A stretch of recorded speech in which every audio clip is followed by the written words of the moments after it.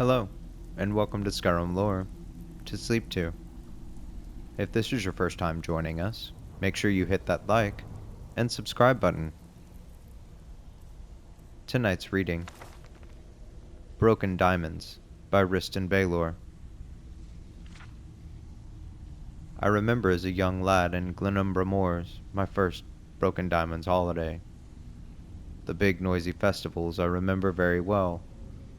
Harvest End, Mid-Year, New Year, and the Emperor's Holiday. All of these I have memories of that stretch back before I became truly aware of the meaning of our celebrating. On the 19th of Frostfall every year, my family and I would walk to a ruined castle in the middle of the wilderness, together with everyone else we knew in the moors. Hands clutched and in hands, we would form an enormous circle around the ruins, and head reverently bowed, we would sing a song, the Safarva. For years we did this, and I never asked why. It is an odd thing that normally curious children, from my experience, never ask questions about broken diamonds, and adults seldom volunteer information.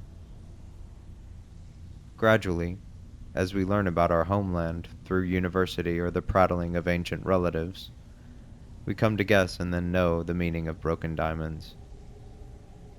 I cannot be objective as a native of Glenumbra Moors, but visitors have told me that the sorrow, more often they use the word shame, of the natives is almost overwhelming. There's a sense that a great and ancient crime still burns in the conscience of the people of the Moors. Though it did not happen in our lifetimes, we know that the debt is not yet paid. I refer, of course, to the murder of Her Terrible Majesty Kintira II, Empress of Tamriel, on the frozen morning of the 23rd of Frostfall, in the year 3rd Era, 123. We do not know the name of the castle where she was held. We do not know the name of her murderer, though the man who ordered the murder was her cousin and usurper, Uriel III. We do not know where she was buried. But our ancestors knew that their rightful ruler was imprisoned somewhere in their land, and did nothing to help her. For that we bear their shame. On that morning, when our great-great-grandparents heard of Kintira's death, all were stricken with horror and regret at their lack of action. All the people of Glenpoint and Glenumbra Moors searched out those responsible in every imperial castle. They formed barriers with their bodies to hold the killer within.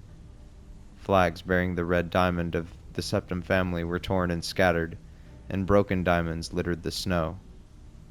The song we sing every broken diamonds, as I mentioned before, is the Safarva. I asked everyone in the Glenumbra Moor what the meaning of the song is, for it is an old Bredic, and each generation only knows it because they were taught by their parents. No one knew the exact meaning of the words. Not even the tone and emotion of the words can be easily translated.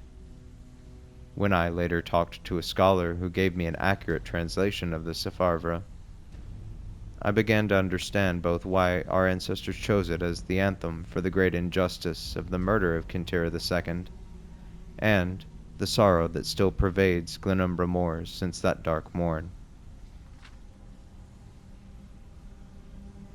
The Safarva. Souls of our fathers, suffer deeply, for you have led us to the dark time, when our souls filled with air allowed ignorance and villainy to thrive in what used to be our land.